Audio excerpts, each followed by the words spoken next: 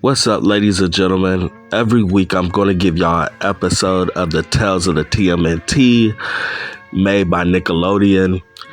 This episode was way better than the first episode.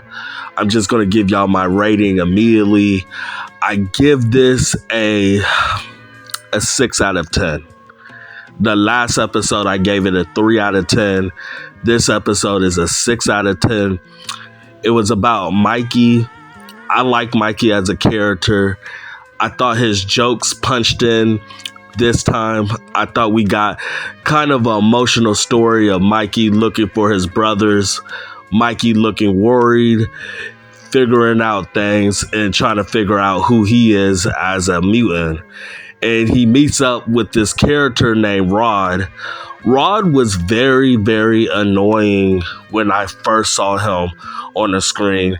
It got towards the middle of the episode until I got used to him. But at first, he was just very, very annoying. Why is this character here? He has to be here for jokes. That's what I initially was thinking. But at first, the beginning of the episode, Mikey was saving Rod from the androids that Bishop put out there to take away all mutants for some reason. We all know Bishop so far is a Saturday morning cartoon. But anyways, their deal is Rod wants to be a mutant. It makes no sense. He's a millionaire. He's kind of a loser too. You can kind of tell. And he's weird. And he got red and blue eye. One eye is red, one eye is blue. So he wants to be a mutant for some weird reason. And Mikey, he wants to find out where his brothers are at. He wants to find out who's putting these robots on the street to take out the mutants. And Rod basically said his father is in charge of all of this stuff.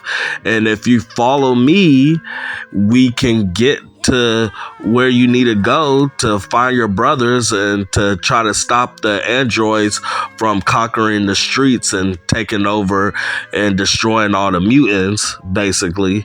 So they went to a zoo. And Mikey put some type of formula in Rod and it didn't really work. And he basically lied to him. He said he's not going to turn you into a mutant, but the formula accidentally went into like a trash can because some animals were out of their cage for some weird reason, story plot device. The animals came out their cage and started attacking Mikey and Rod, and the formula accidentally went into the trash can, and then we got Pidgey Pete. A pigeon flew into the trash can, drank some of the formula, and now this pigeon is a mutant, Pigeon Pete. And Rod is mad because he's not a mutant. He still looks human, even though Mikey injected something into him. So you got these androids that came out of nowhere in the zoo trying to fight Mikey because, of course, he's a mutant. And now the android is trying to fight Rod. So now Rod is some type of mutant, but we don't know. He's like a human mutant. I don't know. He looked normal to me.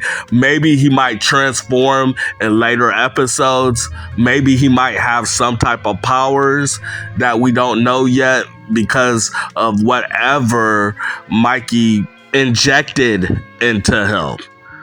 But short story, they beat up the robot. Pidgey helped. He's a good guy. And they're leaving the zoo and they figured out that Rod's phone don't work. It's broken. So Mikey looked nervous at first, but Rod said, "Hey, my dad works for this company, so just listen to me and we can figure out where to go and everything." So everything working good. So we don't know what the third episode is going to be about. I don't know which turtle, but they're going to do 4 episodes at first, individual episodes of all 4 turtles. I don't like that idea. But hey, maybe they might surprise us, and maybe the episodes might start getting better.